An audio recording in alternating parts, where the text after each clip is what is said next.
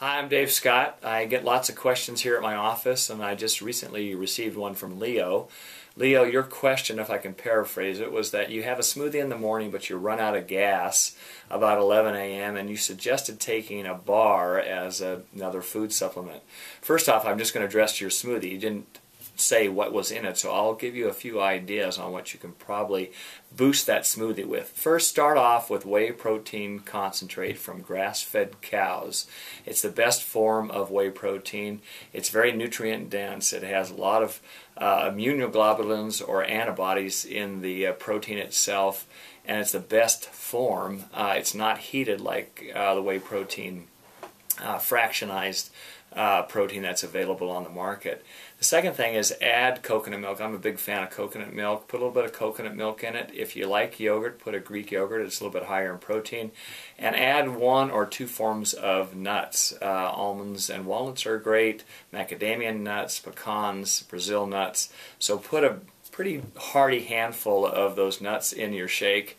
And then if you do like some fruit, the dark berries are the best. So if you like blackberries or blueberries, those are on the top of the list. Raspberries have a high amount of fiber. Add those to it.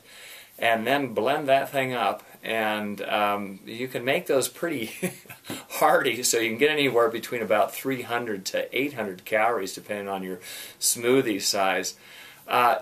Everyone gets hungry, so if 2.5 to 3 hours goes by, and that really should be the window when you don't eat, and I've kind of talked about this before, if we're always grazing in between, your body doesn't get the cues that you're hungry or that you're full, and one of the hormones that's really the key is leptin, and leptin tells you that you're kind of full, and we can have elevated levels of leptin and develop what's called leptin insensitivity by constantly fueling and or taking in really refined carbohydrates. So getting to your second part of your question, what do I think of a bar?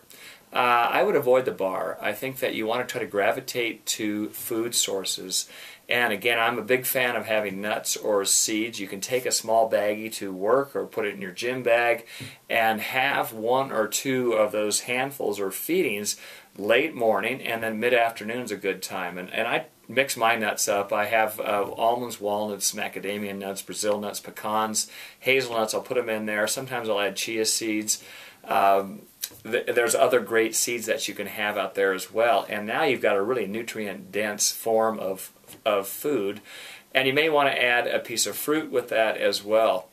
I like to make sure that the athletes that I coach, they also have a good form of fat, and so I typically eat about 2 avocados a day, and a lot of times I'll take an avocado or 2 or 3 eggs to lunch. So those are also nutrient dense, and you might want to consider those again in lieu of a bar.